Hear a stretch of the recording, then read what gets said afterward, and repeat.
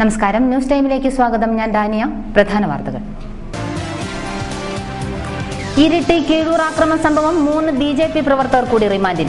കീഴൂർ പ്രദേശത്ത് ബോംബ് സ്ക്വാഡിന്റെ നേതൃത്വത്തിൽ ആയുധങ്ങൾക്കായി റെയ്ഡ്. കൊട്ടിയൂർ ആനത്താര പദ്ധതി യാഥാർത്ഥ്യമാകുന്നു. 2 കോടി രൂപ ഫണ്ട് ഉപയോഗിച്ച് പദ്ധതിയിൽ ഉൾപ്പെട്ട 31.6 ഹെക്ടർ സ്ഥലം കൂടി സർക്കാർ ഏറ്റെടുക്കും.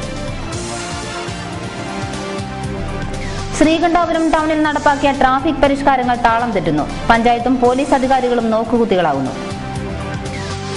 News time special. അനിയന്ത്രിതമായ മണലൂറ്റ്, പുഴകളും നദികളും നാശത്തിലേക്ക്. വാർത്തകൾ വിശദമായി. കീഴൂർ ആക്രമണ സംഭവവുമായി ബന്ധപ്പെട്ട് അറസ്റ്റിലായ 3 BJP പ്രവർത്തകരെ കൂടി Mattannur judicial first class magistrate കോടതി റിമാൻഡ് ചെയ്തു. ആക്രമണം നടന്ന പ്രദേശത്ത് ഇരിട്ടി ഡിവൈഎസ്പിയുടെയും ബോംബ് സ്ക്വാഡിന്റെയും നേതൃത്വത്തിൽ ആയുധങ്ങൾക്കും പ്രതികൾക്കും വേണ്ടി റെയ്ഡ് നടത്തി. ഇരിട്ടി കീഴൂരിലുണ്ടായ ആക്രമണത്തിൽ ബോംബുമായി മട്ടന്നൂരിൽ പിടിയിലായ BJP പ്രവർത്തകരെയാണ് Mattannur judicial first class magistrate കോടതി 15 ദിവസത്തേക്ക് റിമാൻഡ് ചെയ്തത്.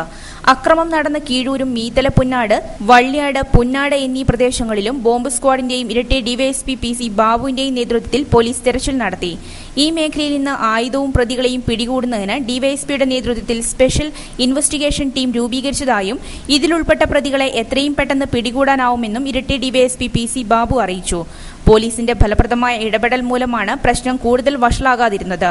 CIയുടെയും SIമാരുടെയും നേതൃത്വത്തിൽ നൈറ്റ് പെട്രോളിംഗും പകൽ സമയത്ത് തിരച്ചിലും ശക്തമാക്കിയിട്ടുണ്ടെന്നും ഡിവൈഎസ്പി PC ബാബു അറിയിച്ചു.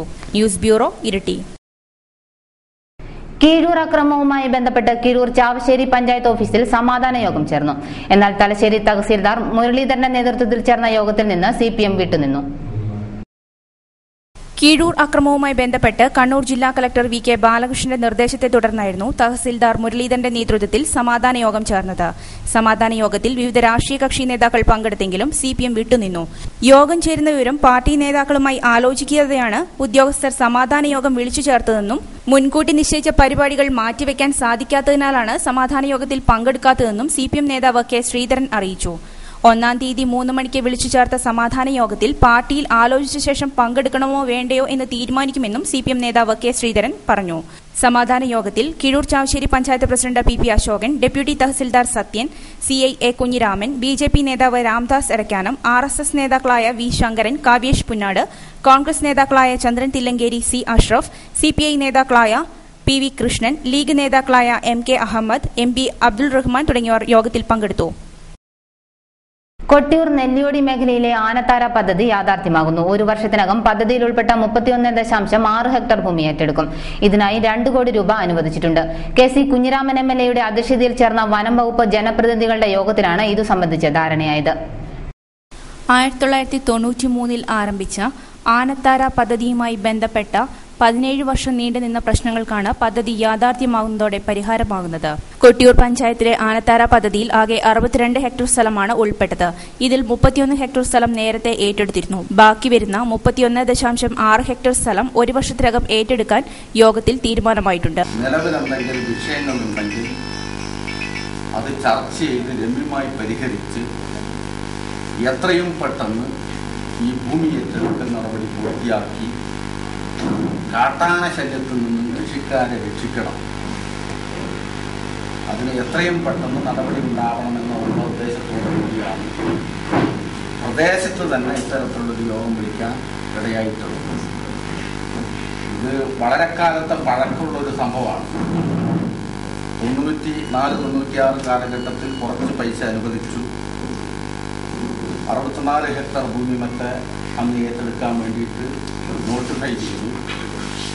പക്ഷേ ഫണ്ടിൻ്റെ അഭാവം, ലഭ്യത കുറവ് കാരണം കുറച്ച് ഭൂമി മാത്രമേ അന്ന് ഏറ്റെടുക്കാൻ വേണ്ടി കഴിഞ്ഞുള്ളൂ. പദ്ധതിക്കായി 2 കോടി രൂപ ഫണ്ട് അനുവദിച്ചിട്ടുണ്ട്. KC കുഞ്ഞിരാമൻ MLAയുടെയും ജില്ലാ ഫോറസ്റ്റ് ഓഫീസറുടെയും നേതൃത്വത്തിൽ ചേർന്ന അവലോകന യോഗത്തിൽ അവശേഷിക്കുന്ന ആനത്താര പദ്ധതിയിൽ ഉൾപ്പെട്ട മുഴുവൻ ഭൂമിയും ഏറ്റെടുക്കാനും EFL ഭൂമിയുടെ പ്രശ്നങ്ങൾ പരിഹരിച്ച് നിയമാനുസൃതമായി വളരെ വേഗം ഏറ്റെടുക്കാനും സർവേ സൂപ്രണ്ടിനെ നിയമിച്ച് ആനത്താര പദ്ധതിയിൽ ഉൾപ്പെട്ട ഭൂമി അളന്നു തിട്ടപ്പെടുത്താനും തീരുമാനമായി.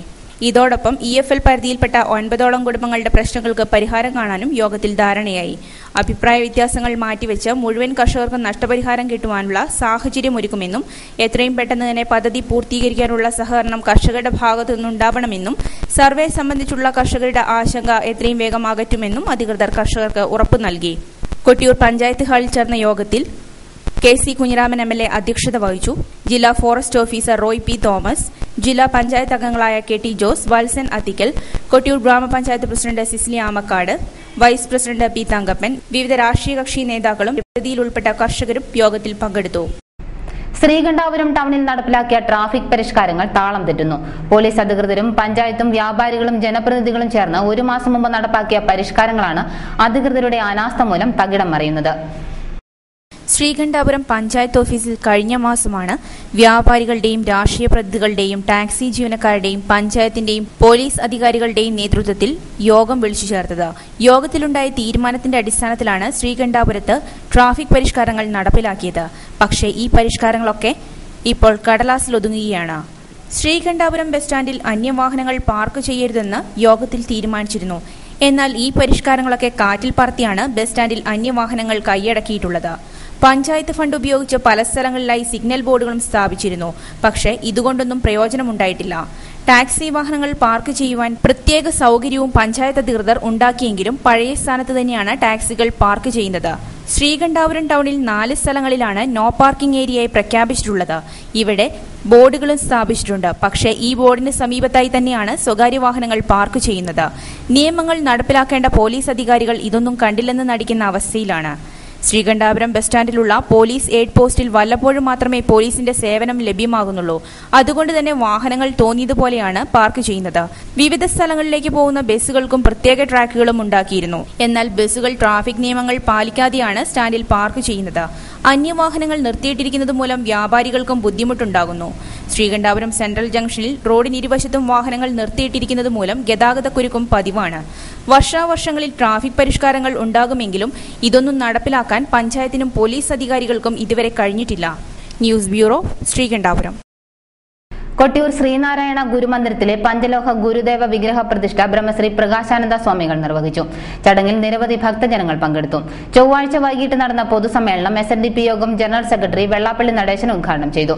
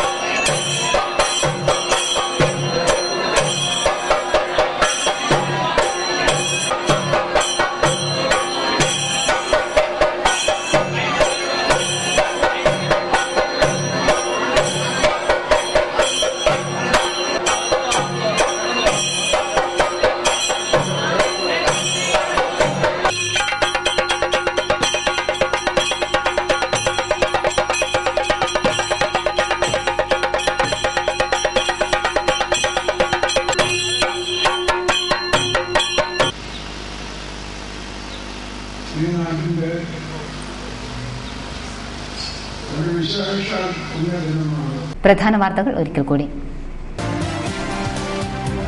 ഇരിട്ടി കീഴൂർ ആക്രമണ സംഭവം 3 BJP പ്രവർത്തകർ കൂടി റിമാൻഡിൽ. കീഴൂർ പ്രദേശത്ത് ബോംബ് സ്ക്വാഡിന്റെ നേതൃത്വത്തിൽ ആയുധങ്ങൾക്കായി റെയ്ഡ്. കൊട്ടിയൂർ ആനത്താര പദ്ധതി യാഥാർത്ഥ്യമാകുന്നു. 2 കോടി രൂപ ഫണ്ട് ഉപയോഗിച്ച് പദ്ധതിയിൽ ഉൾപ്പെട്ട 31.6 ഹെക്ടർ സ്ഥലം കൂടി സർക്കാർ ഏറ്റെടുക്കും. ശ്രീകണ്ഠാപുരം ടൗണിൽ നടപ്പാക്കിയ ട്രാഫിക് പരിഷ്കാരങ്ങൾ താളം തെറ്റുന്നു. പഞ്ചായത്തും പോലീസ് അധികാരികളും നോക്കുകുത്തികളാകുന്നു. News time special. അനിയന്ത്രിതമായ മണലൂറ്റ്, പുഴകളും നദികളും നാശത്തിലേക്ക്. ന്യൂസ് ടൈം സമാപിക്കുന്നു. നമസ്കാരം.